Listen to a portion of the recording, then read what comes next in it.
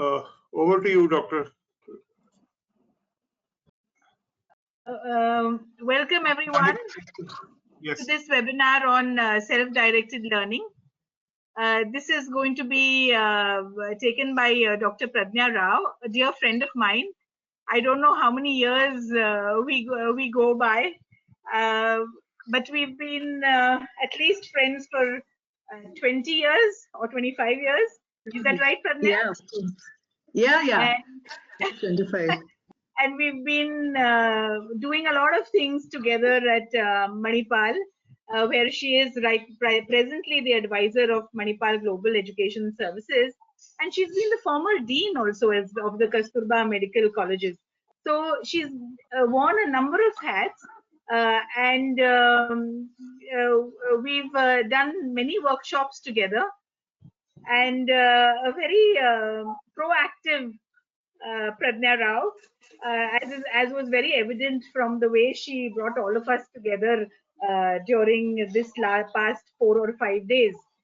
So with that, over to you, Pradnya. And also, before I hand over to Dr. Pradnya, a warm welcome to the new entrants that you have all joined. We request you to look at extracellular matrix, competency 9, group 10, which Dr. Bedi will be sharing with you soon. So with that, and no further ado, over to Dr. Pradnya Rao. Thank you very much, Dr. Sucheta.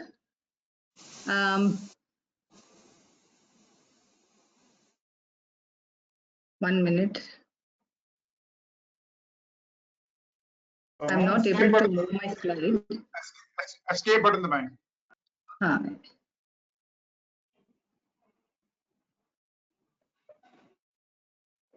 minute. I will then show. Yeah, give control.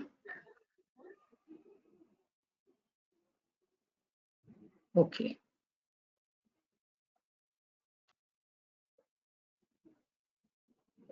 Just press the escape button. Yeah. I'm right. Yes. And now I'll start. Yeah. Okay. Yes. Thank you.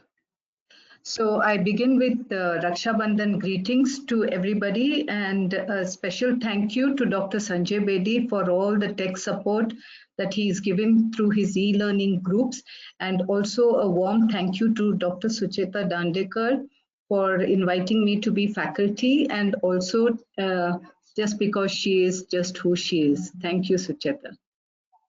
So I would like to take this point in time to thank all the dear faculty who had participated in the word cloud STL activity.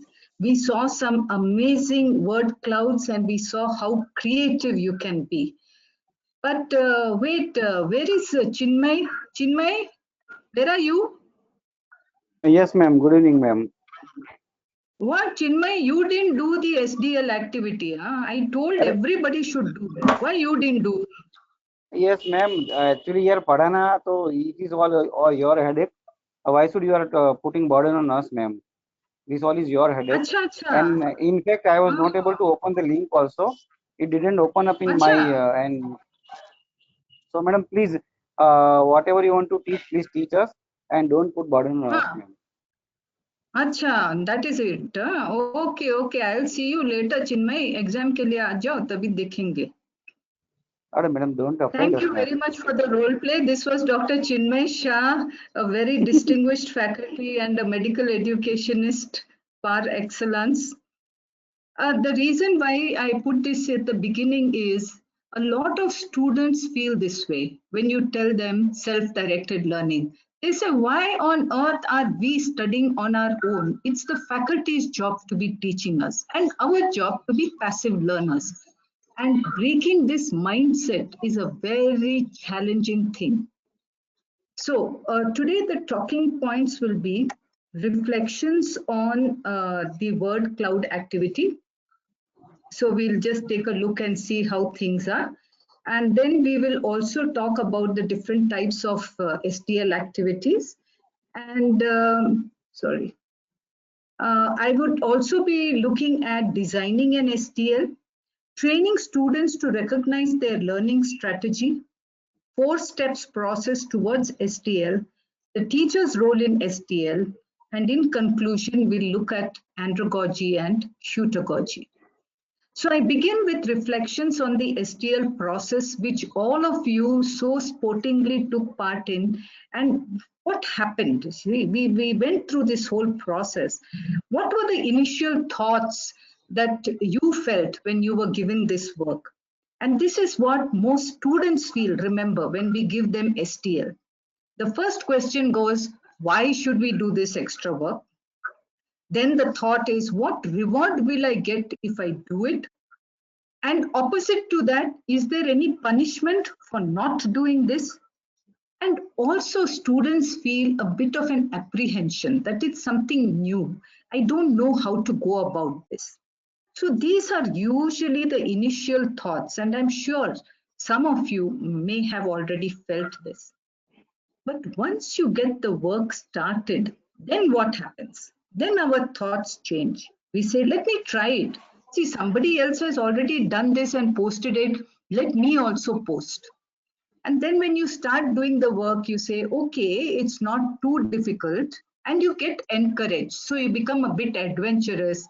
And I saw that happen, initially 2 or 3 pictures were put up, and then suddenly everybody was putting up pictures because they got confidence. Okay, somebody already did it earlier. It's not so difficult. Then became even more adventurous. Okay, let us do better designs, better colors.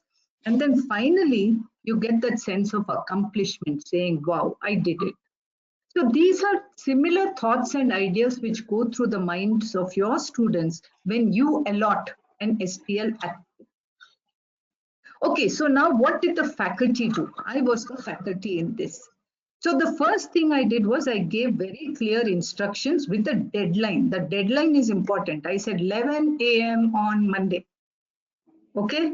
Still, there were some students who sent me afterwards, but that's okay. They did it and sent it. Then I sent a gentle reminder saying, see, this activity is supposed to be done. I sent only one reminder. And then I had patience. I sat back and waited. Let me see what's going to happen. But once things started coming in, I started giving feedback as fast as I could. And I gave it individually. And also at the end of this activity, I provided a link to a resource paper that those who are interested in doing more about STL, please go ahead and read it. Now let's see what the students actually did during the STL. And all of you faculty must forgive me for calling you students because you were part of this STL group. Some completed the assignment, others did not. And this is something that you will find in common with your students also, that some students do it, some students simply will not do it. Those who did it worked very sincerely and succeeded. They absolutely followed the instructions which were given to them, and they did a great job. But some explored another website, but still got the work done. See, this is common. Many times you tell your students, let's go to this textbook ABCD and read this chapter. The student, there will always be one student who turns around and said, no, but I read XYZ textbook and I think it does a better job of explaining it to me, which is fine, which means that here is a student who is able to explore and find his own resources. And some will get so involved in it that they will do a super job. I found one word cloud which had like more than 100 words in it. I mean, that was simply amazing. But also remember that these are the highly motivated learners. These are people who will always try to excel, to learn more, to do one step further. And the key and the heart of self-directed learning is student motivation. Without that, there is no going forward. Then there are some rare people who decide to change the topic totally because they are having such great fun doing the word cloud. And therefore you saw topics on CBME, on COVID, on so many things. Not that it is wrong, but what happens here is that you might find a student, when you've given a homework on HMP shunt, turn up and say, HMP shunt, oh, but I did glycolysis because, I think glycolysis is more important. And you will have to learn to deal with all these types of students.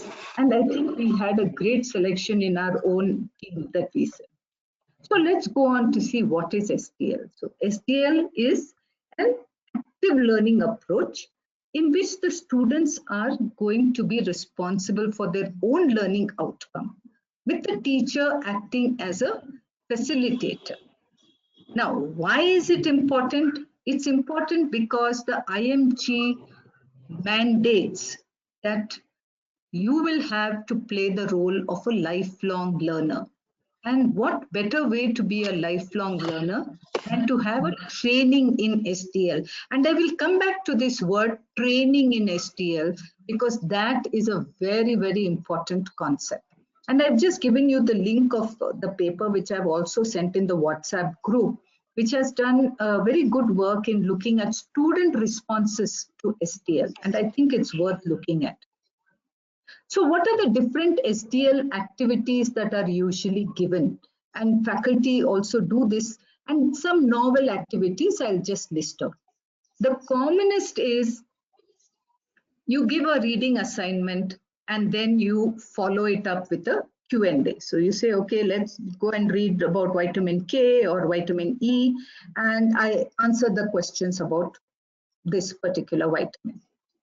The second thing that you can think of doing, you can ask the student to go and see a video. For example, I've given you a link about a video on how to use a glucometer. And you can ask the student, make an OSPI checklist. Okay, so the student makes a checklist and breaks down that video into steps. Now, by doing this, what has the student done? The student has learned how this particular process is being done. And this can be done for any clinical skill. You can ask them to watch the video and make a checklist. Third thing, you can give them some reading material and ask the student to create MCQs. And believe me, I have tried this. And students find it more difficult to create an MCQ because then they really have to think very hard about the STEM as well as what are the options to be written. And you have to clearly say, no, none of the above and all of the above. And then you should just watch how creatively they come out with MCQs.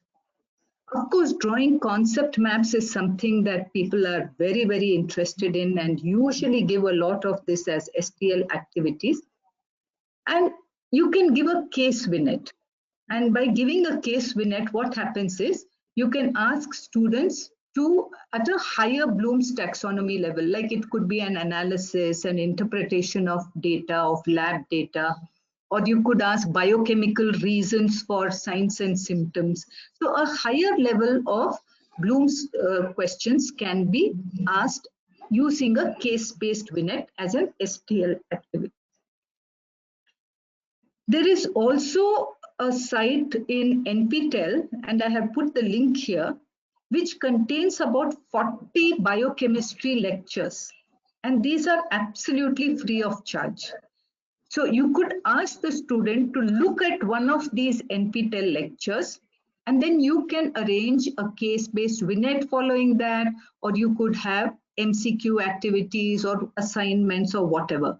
But please remember, these are absolutely free of cost and students can access it. Faculty can also access it. And this could serve as an SDL assignment that instead of reading it, they are listening to a pre-recorded lecture.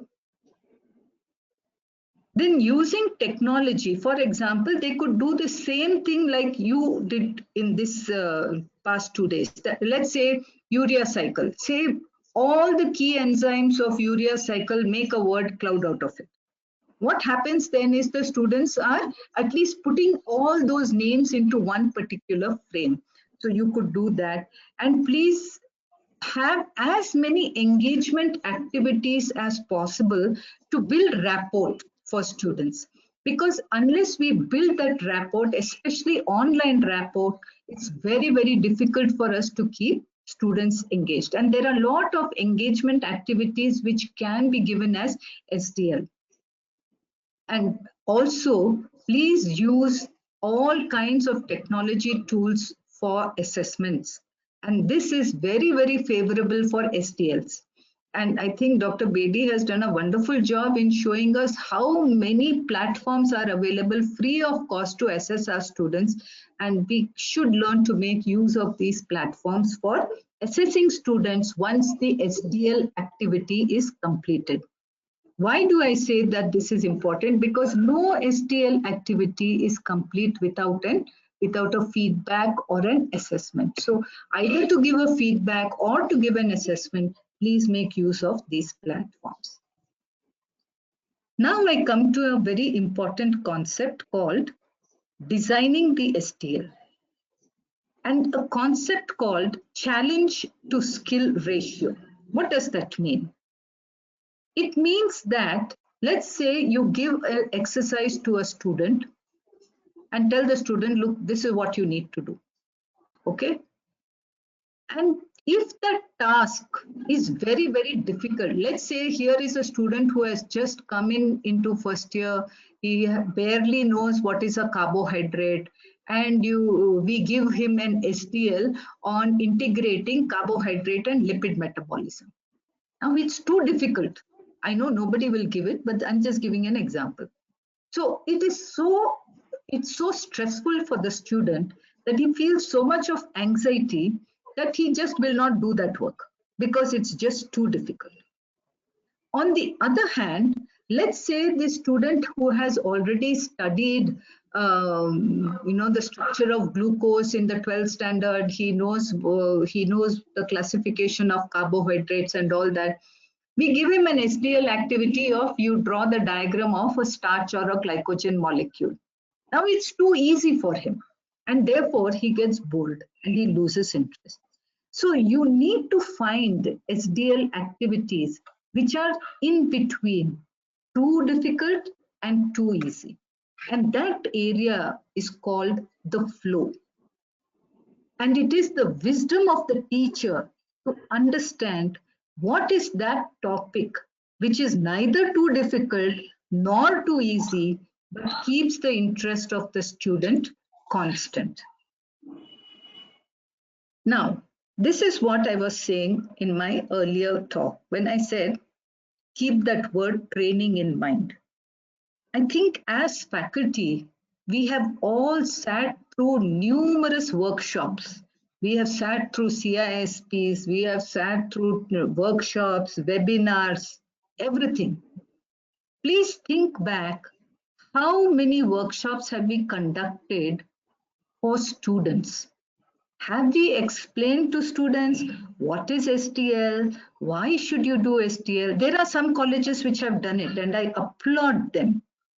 But overall, students need to understand why are we doing this SDL? And as Dr. Chinmay said, teaching is your headache. Why are you asking me to learn on my own?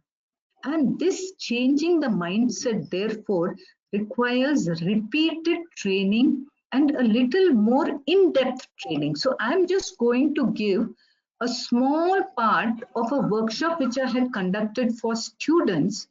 And in this please remember the next 4 slides are actually for students, not for faculty. And this is a training that was given to students to make them more reliant, self-reliant, to make them understand how they can study online on their own. Please remember, this is a small activity for training students, okay? And this is done so that they can recognize their online learning strategy. So I'll just give you an example. So when I say finding your learning strategy, I'm talking to students. It was a student workshop. So what was the exercise? I asked the students to list all the material they have used for learning in the post-COVID days. So they said videos, pre-recorded lectures, reading material, everything. And then the students were asked to observe how they were using these materials and how were they using it differently when they were learning online versus face-to-face. So they were made to do a reflection on how are they using these online material for self-study, and how is it that it is different from the way they were using the same materials during face-to-face. So they were asked to keep what is called as a learning log. What does this learning log do? They were asked to make daily entries into the log for at least 2 weeks to analyze their approach to online learning. And the log entry had to be done at the end of each segment of learning. So if they sat through a lecture, they had to write down what they felt about the lecture. If they saw a video, they had to write down what they felt about the video. If they did a reading assignment online, they had to write down. So the learning log was like this. So let's say it was a video, then they would write down what went well. And they would say, this video is very good simply because I can rewind it, I can go through the tough parts again and again, I can rewatch it. But then they realize that watching a video is fine, but I can't take notes during a video. And once the video is shut off, I don't remember much about the content. So they actively decide the strategy of studying from a video. So they say, okay, now we will search for video transcripts and edit those for notes. And a lot of video transcripts are available along with videos now. Or they say, okay, as soon as we watch a video, we'll write a brief summary about it. So what are they doing when they do this? They are planning their own strategy about using online resources for their own studying, for their own learning. Let's say they were given a reading assignment online. So they say, what went well? They say, oh, there was no problem at all. And then the student realizes, when I read from a book, a physical textbook, I underline or I highlight the important points. And I can't do that when I'm doing online reading. And therefore now he learns a new strategy. He says, maybe I will use a MS Word or a notepad for making notes. See, the thing is, they are teaching themselves newer strategies of self-learning. And unless those newer strategies are given to them, they will fall apart when it comes to STL. So we have to train our students not only for the resource content, we have to teach them even the strategies for self-directed learning. And then we say, personalize your learning strategy. So every student will personalize, and you give them small motivational things. Say, start your day with the hardest task, use mind maps, and always remember to tell your students, never stop writing down. Never stop writing down. You might study online, but remember, a lot of your examinations are still handwritten. So these are kind of motivational things that you tell them. See, after you finish a chapter, reward yourself. Why is all this necessary? It's necessary because self-directed learning is a very lonely experience for the student. It's a lonely thing. He has to do it on his own, unless he reaches out to friends. And therefore, during this period of aloneness, they need to be constantly motivated. So please remember, with self-directed learning, motivation of the student is key to the success. So this was a very small part of a student workshop just to help them learn what is their strategy to make them design their goals. Now I'll just very quickly kind of summarize what we've been through and say this is the 4-step processes towards STL. We have to, step 1 is build motivation, and a student has to be motivated. There is no other way. And the motivation could be internal, it could be external. The problem here is our students come in at a very young age. They are only about 18 or 19 when they come in, and they are so elated at having cleared NEET and come into a medical college that the only thing they can think of doing is relax. And at that point in time, to bring in the maturity is very, very challenging. But that is what actually we are teaching them. It's not just the content, we are teaching them to become adult learners who are accountable for their own learning. And I think this is the main reason why self-directed learning succeeds for some students and why some students just can't get good at it. So what are the teacher's tasks here?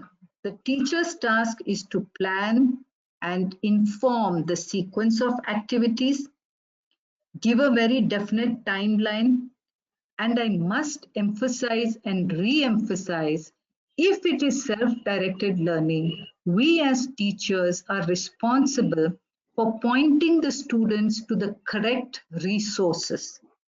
If we do not point them to the correct resources, they are all over the place.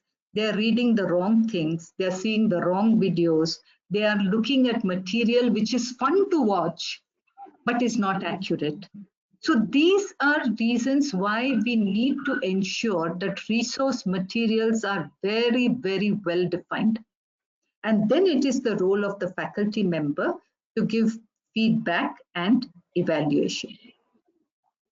And this is something that we actually saw during our activity on making the word cloud, that there will be differing student engagements, and as faculty, we have to learn to accept. Some will do it a very superficial studying, some will go into very deep studying, and some might just do a strategic thing and say, okay, these are the important questions, let me clear it and then I'm done. So teachers will have to learn to accept and deal with these differing student engagement. But it is still good to remember that some students might find SDL difficult. And we need to give time for those kinds of students to catch up. So all students can learn and succeed, but not all in the same day and in the same way. And this differing degrees of student engagement is something that is a bit difficult for teachers to manage. Because how do you really know that here is a student who's performing poorly in the post SDL test simply because he doesn't know how to grasp the reading, or he doesn't understand where this video is shot, in what context it is being spoken of. So there are certain points here where the teacher has to be a little more engaging with the students. And then, of course, we have to evaluate their learning.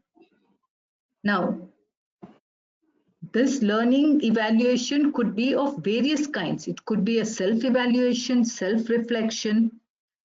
We are a bit wary about peer evaluation because we feel students are all friends and they will pass everyone. That is not so. We can develop rubrics, and there are methods where peer evaluation can be rather strict, surprisingly fair. And maybe we need to start training that to happen. And of course, faculty are always there to assess and provide feedback. By now, you must have understood the teacher's role in STL.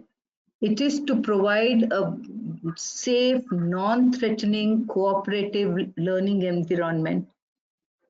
A lot of this is motivation and more motivation. It is to facilitate the students' initiatives for learning and to be available in case the student has a problem. They are free to ask questions and we should be able to help them out. And it is to serve as an advisor rather than as a formal instructor. So, in conclusion, what does self-directed learning do? We have to remember that when the student comes in first MBBS, he or she is trained to sit in a class and listen to a teacher, where the teacher is most active and the student is most passive. And I feel it is the first MBBS teachers who do a tremendous job in starting the students' learning as a self-directed learner. And as they become more and more confident as self-directed learners, they move into the field of andragogy. That means they become adult learners. And then by the time they pass out in final year, we have seen that they are heutagogy. Heutagogy, they are learning from each other. And that is where the students are most active and the teacher has become most passive. When we say passive, it doesn't mean that they are not doing anything. On the contrary, they are there to help with the more difficult aspects of learning, like analysis or application or the more difficult concepts. And all this journey from pedagogy to heutagogy happens because of self-directed learning. So self-directed learning is not just giving them content to study. What you and I as teachers are also doing is teaching them the process of self-directed learning. And to me, that is more challenging as a teacher. But I think all first year teachers do a fantastic job at that. So I will end by thanking you all for your attention and particularly thank you for taking part in the STL activity. And if you have any questions, I'm open to it. Please raise your hands.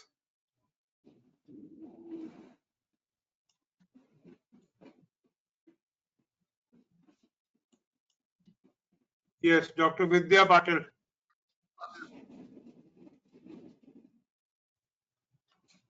Good evening, sir. Good evening, madam. This is Dr. Vidya Patil from STM Dharwad. Good evening. A very great lecture and an eye-opener with a great activity to motivate all of us, and we are 100% involved in your activity and your lecture throughout, madam. Thank you so much. Thank you. Thank you for your kind words. Madam, one thing I wanted to know, like last year and all, we actually could not do much for this STR sessions because the number of hours were allotted as 20 hours for biochemistry. So when we see across through how to plan for this STL, is it like we have to restrict ourselves as conducting the session for 1 hour, or maybe we can change the duration, or should we also give specific contents, or we need not specify the contents when we plan for STL? Let us assume that you have given them a work to do. For example, I will take what I showed as watching a video on glucometer and making an OSPI checklist. If we take this activity, Dr. Vidya, how much time do you think the student will need to do this activity? Remember that he's going to do this after class, okay?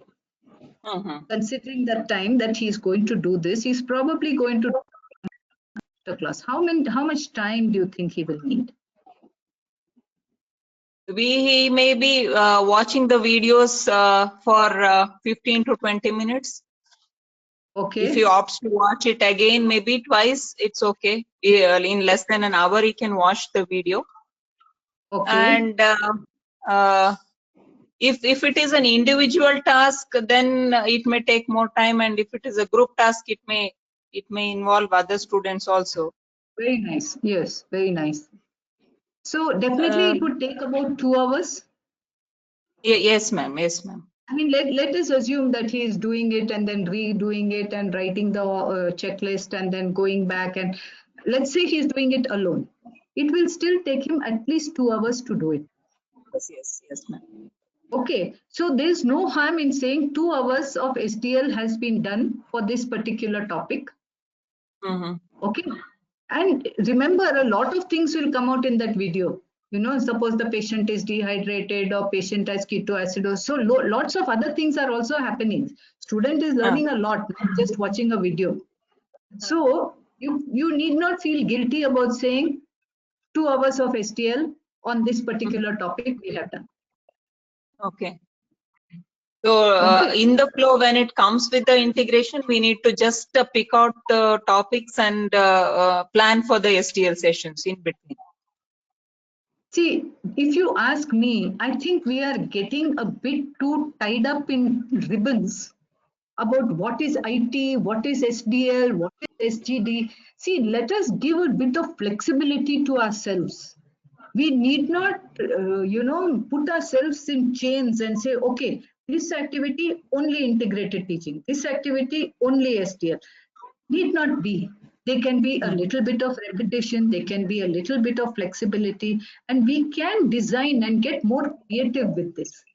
So please remember your STL activities can be whatever it is. Please keep in mind that the student is doing this on his own. If you are able to give him working hours time, great.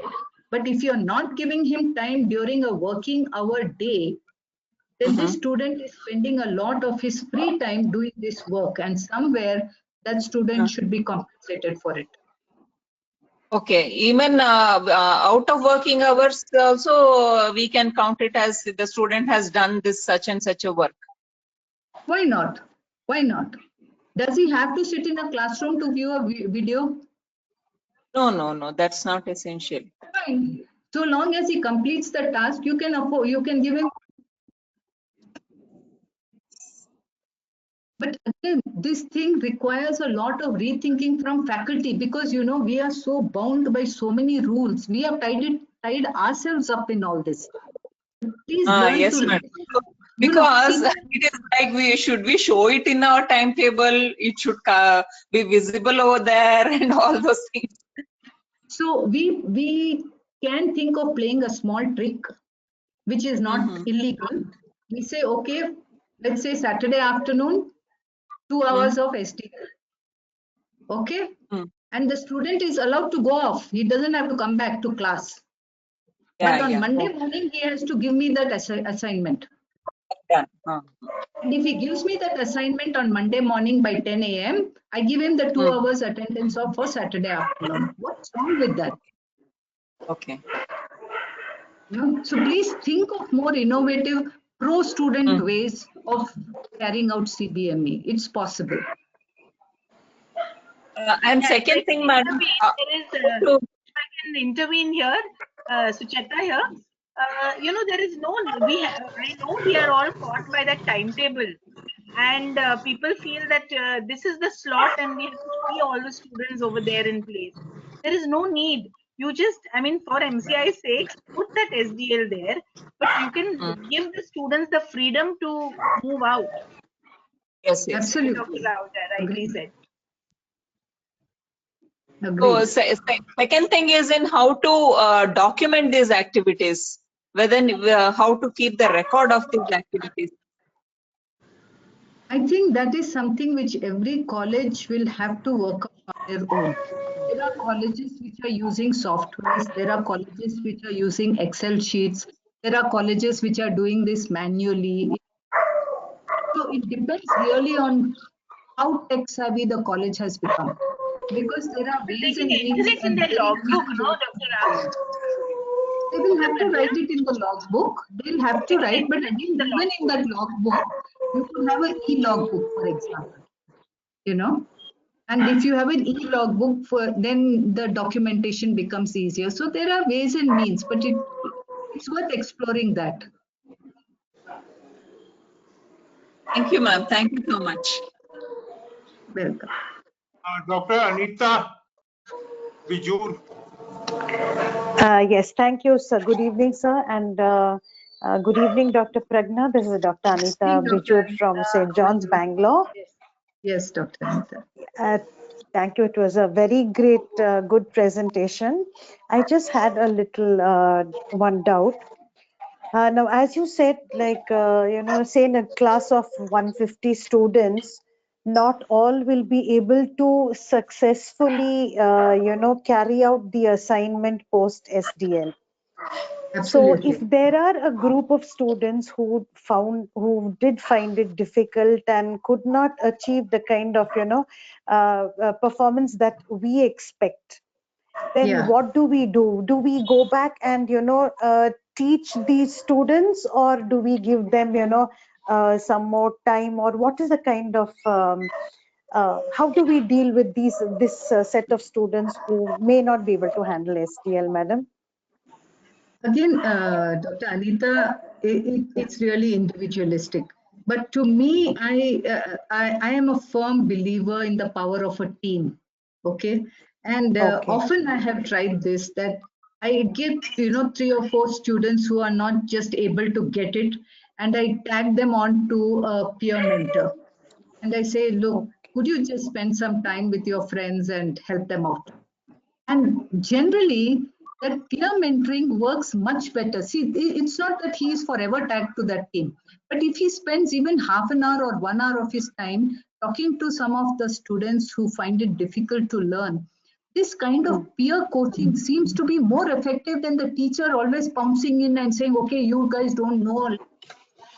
And it also helps the students because they don't feel picked out because the teacher called them for extra class, and they don't feel that kind of the they're not spotlight is on them. stigmatized. They don't feel stigmatized. You're right. So I think peer coaching, peer helping, and students, they are quite kind enough to come and help their friends out. So to me, that is usually the thing that I would prefer to do. Okay, madam. I think we should try this out with them. Yes, okay. Yeah. Thank you so much. Thank you, Dr. Welcome, Dr. Anita. Thank you.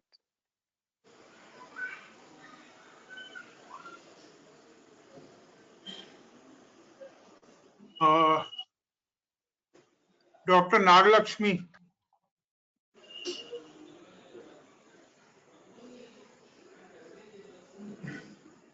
Am I audible, sir? Yes. Hello. Yes, madam, you're audible. Evening, sir, and good evening, madam. Myself, Dr. Nagalakshmi. I work at Siddhartha Medical College in Bangalore.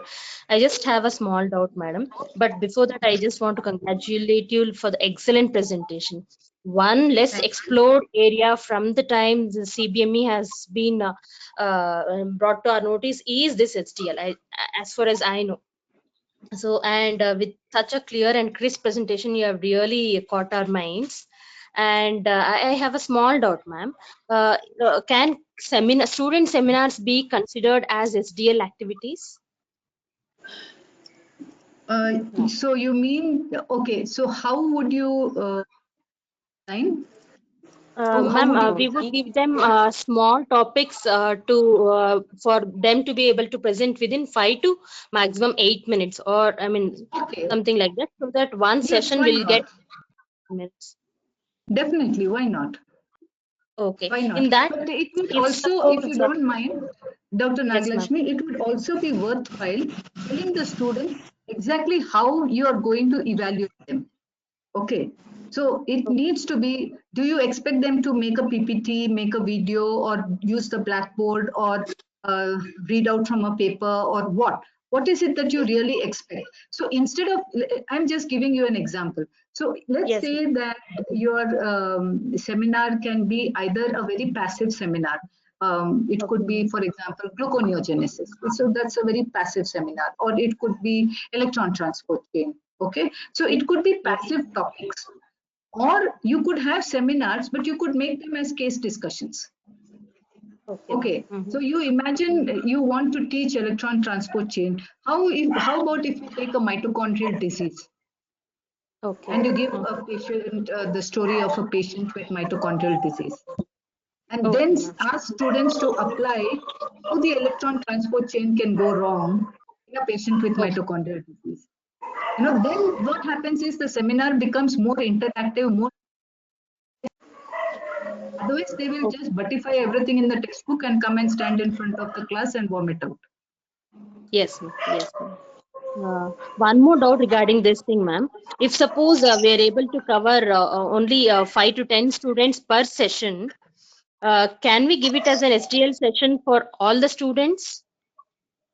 You mean a seminar? Yes, ma'am. Suppose we have allotted 1 hour for SDL, and maybe we can cover some 5 to 6 students for that 1 hour. Dr. Right. Nagalakshmi, let me just give you a simple answer. Ask each of your students to make an e-poster. you know, for conferences and all, we are all making e-posters now. Ask your Yes. student to make an e-poster about a topic and submit it online. Okay. So Okay. easily you will cover 150 students. You can ask students to peer review each other's. See, a seminar, if your main thing about seminar is to build verbal communication, Yes, then ma'am. great. But if it is to know content, then that content can be presented in multiple ways. No, it need not be just somebody who comes in front of the class and stands and talks. Right, ma'am. Right, ma'am. You know, so see But how you can save yourself time. okay. Suppose the intention is like to improve their communication skills as well. And if we are able to cover only few students in that 1 hour or 2 hour session, can we give the attendance as SDL for the entire batch of students? Because even No, the others were this just is something that I cannot answer. This is something that I really cannot answer because it involves something which is more so that okay. is Okay. probably something that you'd have to deal with. Okay. Thank you. Dr. Meghna. Good evening, madam. This is Dr. Meghna Padwar from Bharati Vidyapit, Pune. Excellent presentation, madam. And this is the really, as madam said, it's a gray area, SDL, and you really showed very precisely what is the role of teachers in that. Thank you very much, madam. Uh, Thank you. I would like to, yes, just with the previous question, this year we had taken group seminar. As you very correctly said, Okay. most of the time seminar becomes passive. So for like we have 150 admissions, so we made 10 or 15 ka groups, and then they presented, suppose diabetes mellitus, we gave them lab diagnosis and complications. They did role play, 3-4 of them just acted as a convener. They did whole event management. Some of them played some role like patient. Some of them showed some points in PPT. So actually 15 Okay. students actively participated, and then Yes. those who missed out or those who were absent, then we didn't give them the attendance. Otherwise, rest of them write that activity in logbook as a SDL activity. That was Correct. a very Correct. good idea and very well appreciated by students You're also. right. You're right, madam. I still feel that asking students to work in teams teaches them much, much more Yes, yes, than asking students to exactly, work alone. exactly. And it Yes, becomes their baby, madam. Otherwise, seminar becomes our baby always. absolutely, absolutely. And you become a policeman there. Yes, yes, yes, yes, yes. So it was very good, actually. Very good. Nice. Thank you, madam. Dr. Anita Devnath.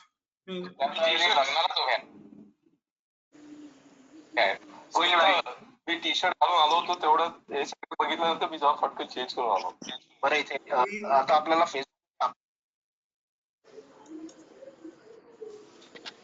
Dr. Anita. Hello, ma'am. This is Anita Devnath from St. John's. Hello, Dr. Anita. Hello, ma'am. Actually, I was just wondering whether SDL, making the students make a concept map, can that come under SDL or how is it? You need proof of their learning. So the proof of their learning can be demonstrated in several ways.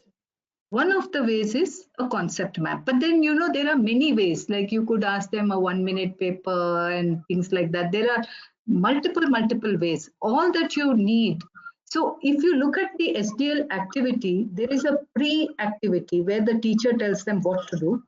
Then there is a learning activity, and then there is a post-learning activity. The post-learning activity is what, as a teacher, you evaluate. You evaluate the question answer, you evaluate a map, you evaluate a seminar, you evaluate an OSPI checklist. So what you evaluate is a post-learning exercise. So we should not confuse the post-learning exercise with the entire SDL thing. The post-learning exercise is only the output of the learning which is available for the teacher to assess, and that can take any form. Any form. Thank you, ma'am.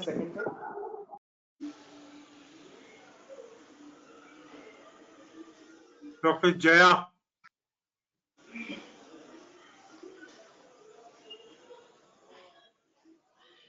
Dr. Jaya S. Yeah, thank you, sir. Good evening, ma'am. This is Dr. Jaya, once again from St. John's. Ma'am, I just wanted to know what exactly do we expect the students to document about an SDL activity in the log books? What would you ask them to document? Well, we would actually ask them to document the process of learning and the learning outcomes that they have achieved. Okay, so would those expected learning outcomes be given to them earlier on?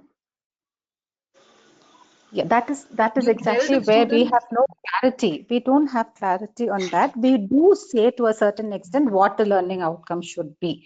So in a way, your question is very valid, because then there is nothing new that the student is writing, because the learning outcome is already told to them. okay, here I go back again to what the teacher's role needs to be in STL. Again, I say we need to look a little deeper into this whole business of STL.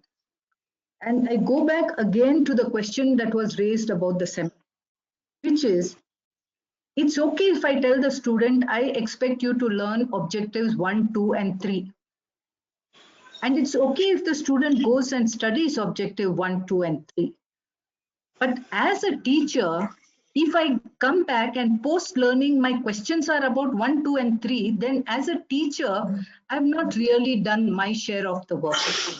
As a teacher, my post learning exercise should be a little higher up in the Bloom's taxonomy, saying, okay, you learned 1, 2, and 3, now apply it to this situation. How would you apply it? How would you apply it to this case? How would you apply it to this, pathway where this enzyme is missing? So our post learning has to be more in depth, more analytical, and definitely more application oriented, rather than telling a student, you have to learn 1, 2, 3. Student learns 1, 2, 3. We examine 1, 2, 3. I mean, we can do it, not that we shouldn't.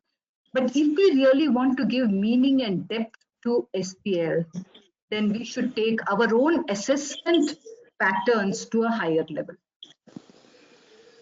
So, ma'am, what we have done with a few SDLs that we were able to conduct during the period that they were with us was that we asked them to enter concept maps about topics that were given to them, and some of them did an excellent job.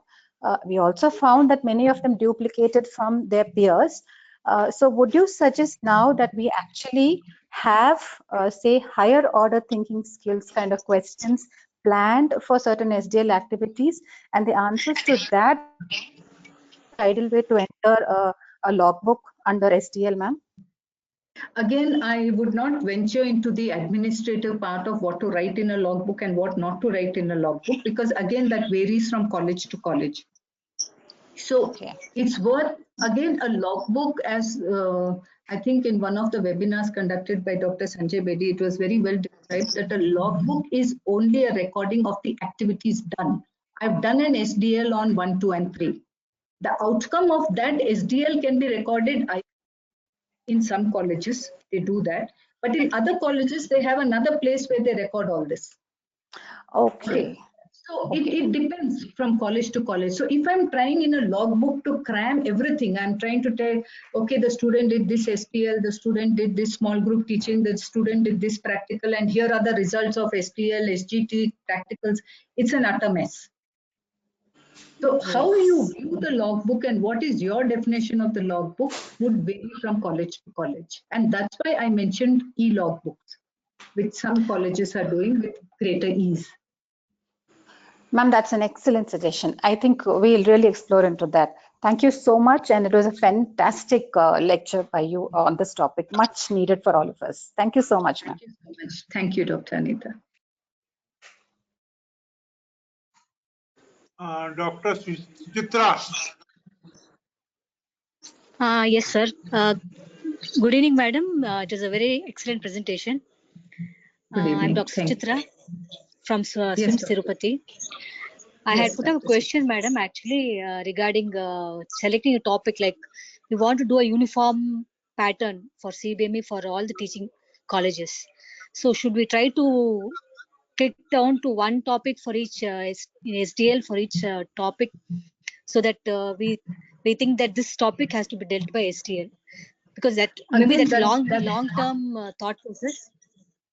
yeah, again, that falls into the realm of administration, because if you are selecting a topic and you're going to ask all colleges to follow that, I think there needs to be consensus, etc. So I think that is something that you will have to deal with. Can I intervene here? Yeah. If you don't mind. Yes, ma'am. Yes. Yes, yes, please. I would suggest that even now, when we are working on our objectives, etc., each group, Yeah.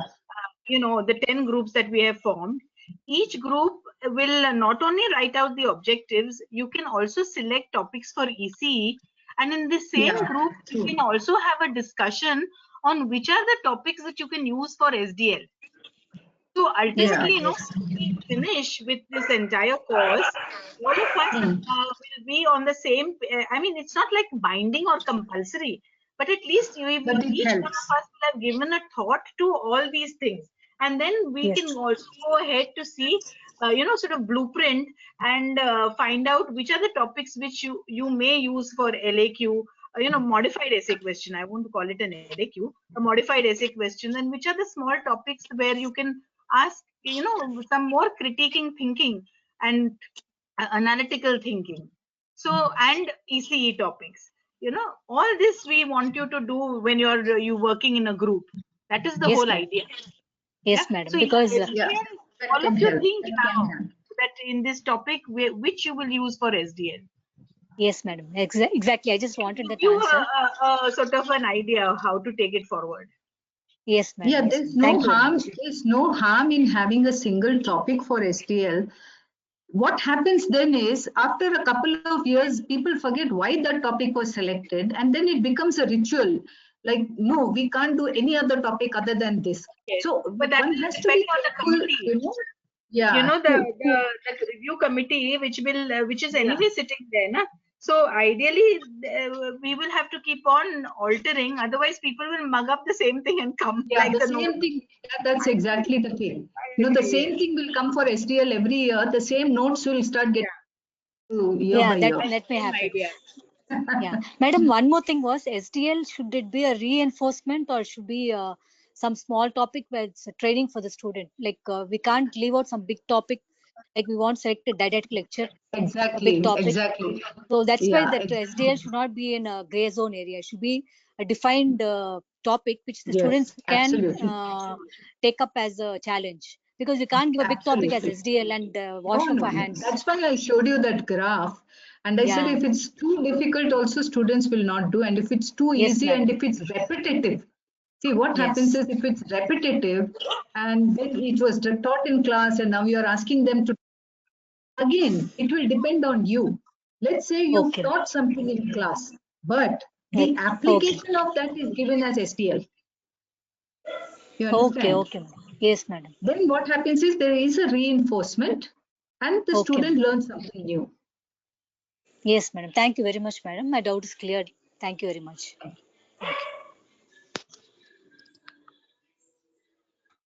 So I think we can end it here. No hands, no more hands.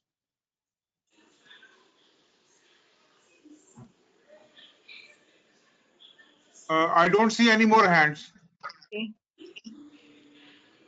So thank you, Dr. Pradna, for an Thank excellent you, Dr. presentation Sucheta. and Thank you, Dr. Sanjay helping Bedi. us to Thank you become very much. self-sufficient.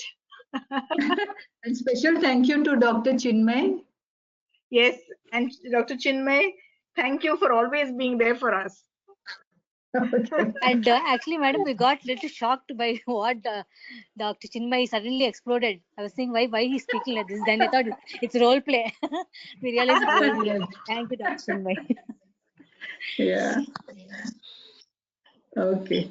Thank you Good all. night, madam. Thank you Good very night. much. Thank you. Good night. Thank you. Good night. Good Dr. night. Nibriti is there. Ma'am, you wanted, Dr. Nibriti, ma'am, you have raised your hand.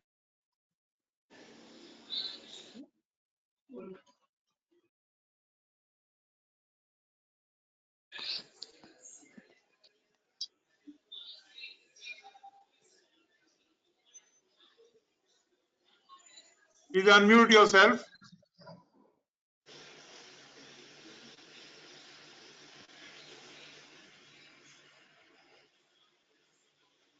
I think today Dr. Nibriti is having some problem with her machine.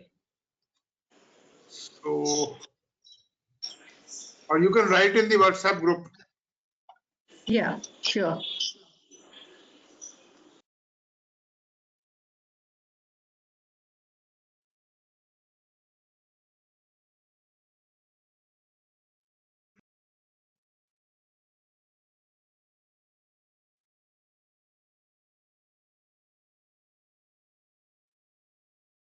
No. So I think we can end it here.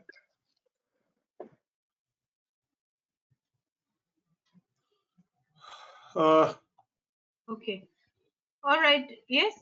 Should we say a good night? Yes. All right. Okay. Good Thank night. you Thank so you, much, Dr. everyone. Bedi. Thank you. Thank you, Dr. Sanjay Bedi. Thank you, Sucheta. Bye. Thank you so much. Thank you, everyone. Bye. Good night.